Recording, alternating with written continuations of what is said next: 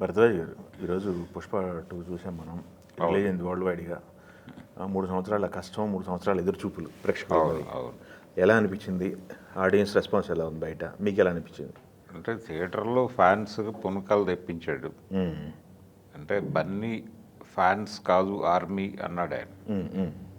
So army విపరీతంగా float అయింది థియేటర్లోకి. ఫ్లోట్ అయినటువంటి ఆడియన్స్ అంటే ఫ్యాన్స్ మొత్తం కూడా విపరీతంగా ఎంజాయ్ చేశారు సినిమాని. అంటే వాళ్ళ అంచనాలకి మించి ప్రతి సీను ఉండేలాగా కేర్ తీసుకున్నాడు డైరెక్టర్ సుకుమార్. ఆ కష్టం కనిపించింది. అంటే ఏది నార్మల్గా వదిలిపెట్టలేదు. ప్రతిదీ చాలా ఎమోషనల్గా ప్రతి క్యారెక్టర్ని విపరీతంగా డిజైన్ చేశారు. ఈ క్యారెక్టర్ డిజైనింగ్ కోసం వాళ్ళు ఒక టీముని పెట్టుకుని కష్టపడటం అనేది కనిపించింది. అవును. అందుకని ఫోకస్ అంతా ఆ ఏరియాలో పెట్టారు వాళ్ళు. అలాగే ఈ కథ నడిచేటువంటి క్రమంలో చాలా పాత్రలు ఇన్వాల్వ్ అయినాయి. ఈ చాలా పాత్రలు ఇన్వాల్వ్ అవటము, వీటి మధ్య కాన్ఫ్లిక్టు. అయితే ప్రధానమైనటువంటి వైరం షకావత్ క్యారెక్టర్కిను అలాగే పుష్ప క్యారెక్టర్కి మధ్య నడిపాడు. ఇది ఎక్స్పెక్ట్ చేసింది. అంటే పార్ట్ 1లో అక్కడ వదిలాడు. అక్కడ వదిలి అక్కడి నుంచి వీళ్ళ వార్ ఎలా ఉండబోతుందో చూడండి పార్ట్ 2లో అని చెప్పి కంక్లూడ్ చేసాడు దాన్ని. అదే నడిచింది ఈ సినిమాలో. అయితే ఈ సందర్భంగా ఒక టీజర్ రిలీజ్ అయింది. దాని తాలూకా రెఫరెన్సెస్ ఏమీ దీనిలో కనిపించలేదు. మొదట రిలీజ్ అయినటువంటి టీజర్ అది పార్ట్ 3లో ఉండేటువంటి ఛాన్స్ ఉంది. అంటే వీళ్ళు కథని డిజైన్ చేసుకునేటువంటి ప్రాసెస్లోనే ఈ పార్ట్ 2గా అనుకున్నటువంటి కథలో ఈ క్యారెక్టర్ని పెంచుకుంటూ వెళ్ళిన క్రమం, అంటే దీన్ని డిజైన్ చేస్తూ వెళుతున్నటువంటి ప్రాసెస్లో అది 3కి వెళ్ళిపోయింది ఆ బ్లాక్ వరకు అనేది అర్థమవుతుంది మనకి. చివర క్లైమాక్స్ చూస్తే క్లైమాక్స్ ఆల్రెడీ లీక్ అయింది, బయటకు వచ్చేసింది కాబట్టి మనం చెప్పుకోవచ్చు, పర్వాలేదు. ఒక బ్లాస్ట్తో సినిమా ముగుస్తుంది. ఆ బ్లాస్ట్లో ఎవరు ఉన్నారు ఎవరు పోయారు అనేది ఇది.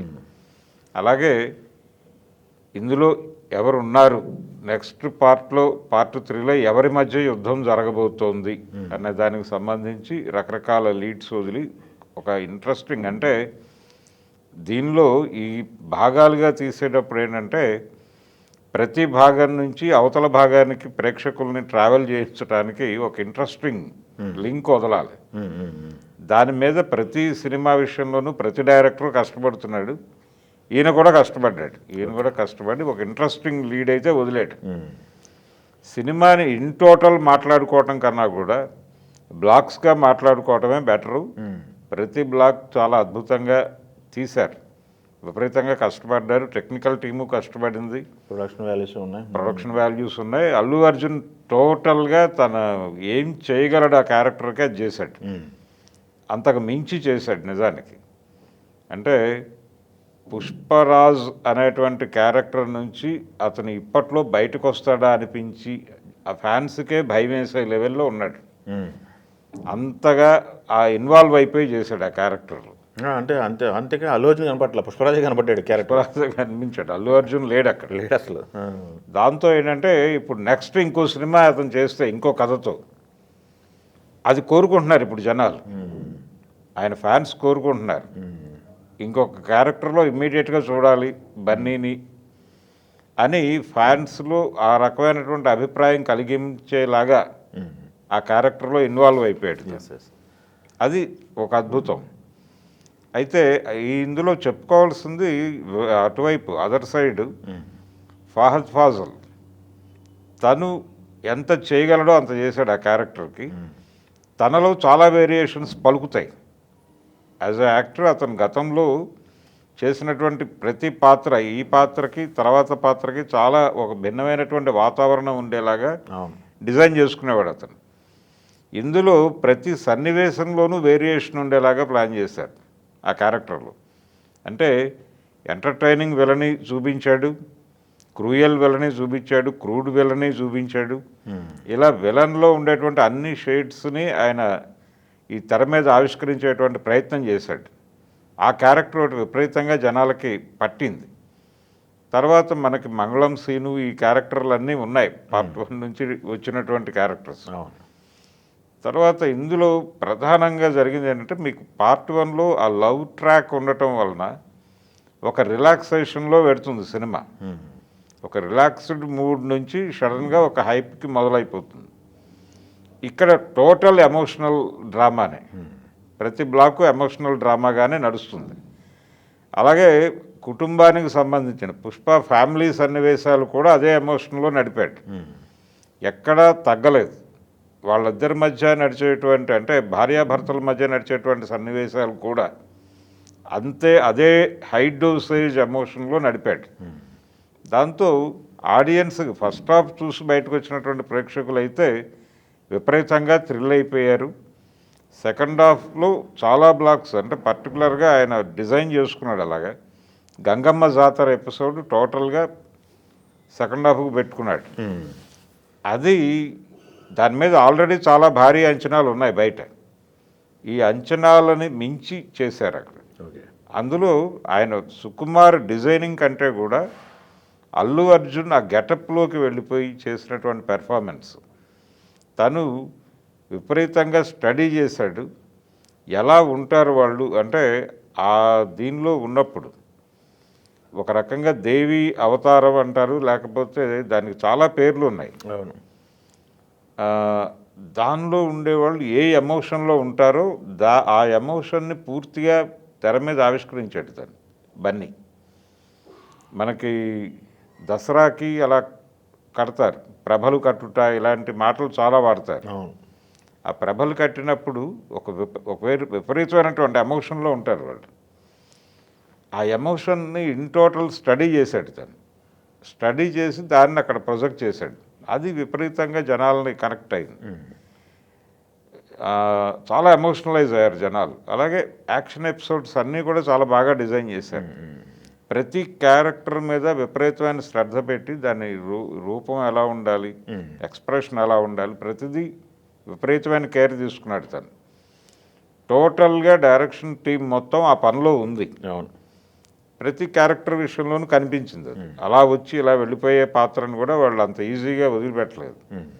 విపరీతంగా కష్టపడ్డారు. అయితే అంతఃసూత్రం ఏమిటి, ఇన్ టోటల్గా వీటన్నిటినీ కలిపి చూసిన తర్వాత ఒక వేరే లోకంలో ప్రయాణం చేసినటువంటి అనుభూతి కలుగుతుంది. థియేట్రికల్ ఎక్స్పీరియన్స్ కలుగుతుంది ఈ సినిమా. ఒక రకంగా పుష్ప మానియా, పుష్ప ఫేవరు ఇవన్నీ వర్కౌట్ అయినాయి వాళ్ళ పద్ధతులు. విపరీతంగా ఖర్చు పెట్టారు. ఈ సినిమా చూసిన తర్వాత బయటకు వచ్చిన తర్వాత ప్రేక్షకుడికి అంటే ఒక కొత్త లోకంలో నుంచి బయటకు వచ్చామనే అనుభూతి ఉంటుంది, కానీ కొత్తగా ఏం తెలుసుకున్నాం ఈ సినిమా నుంచి అన్న దగ్గర చిన్న ఒక ఎంటీనెస్ కనిపిస్తుంది. అది లేకుండా చూసుకోగలిగి ఉంటే బాగుండేది.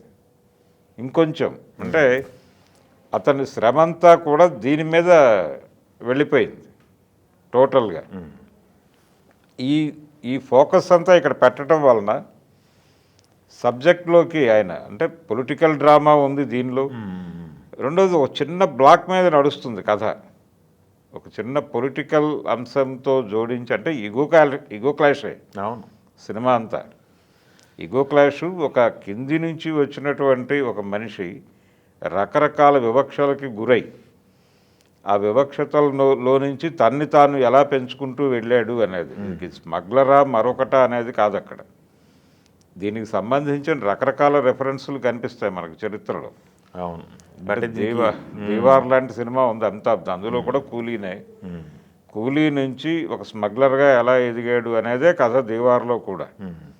దాదాపు అదే కథని ఈయన స్టైల్లో ఈయన చెప్పాడు. ఇక్కడికి మనకి వీరప్పని వచ్చాడు ఈ క్యారెక్టర్లోకి. ఎర్రచందనం, స్మగ్లింగు, శేషాచలం అడవులు అంటే పార్ట్ 1 మీద ఒక విమర్శ వచ్చింది. ఈయన శేషాచలం అడవుల్లో ఉన్నటువంటి జీవితాలను పట్టించుకోలేదు అని. ఇందులో దాని నుంచి బయటకు వస్తాడు సుకుమార్ అనుకున్నారు, కానీ అసలు ఆ ఏరియాకే వెళ్ళలేదు. ఓకే.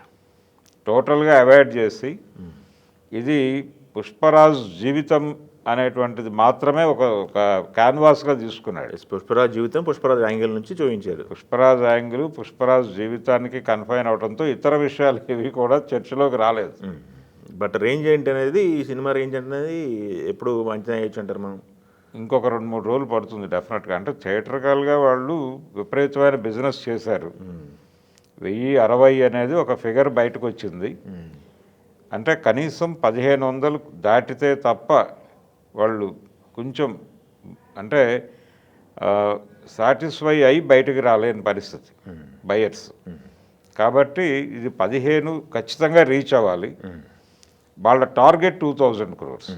అది వర్కౌట్ అవుతుందా లేదా అనేది చూడాలి.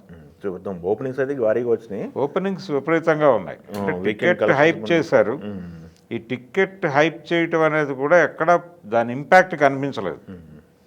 అంటే ఈ సినిమాకి వాళ్ళు క్రియేట్ చేసినటువంటి మేనియా, ఆ మేనియా ఏ రేంజ్లో ఉందంటే థియేటర్ దగ్గర ఎవరు ఏమాత్రం మొహమాట పడట్లేదు. టికెట్ రేట్లకు సంబంధించి 1000 రూపాయలైనా పెట్టి కొనుక్కొని వెళ్ళిపోతుంది. 1200 నడిచింది కొన్ని చోట్ల. మల్టీప్లెక్స్ల్లో 15 దాకా నడిచింది. ఎవరు ఫీల్ అవ్వలేదు, విపరీతంగా ఫ్లోట్ అయిపోయింది.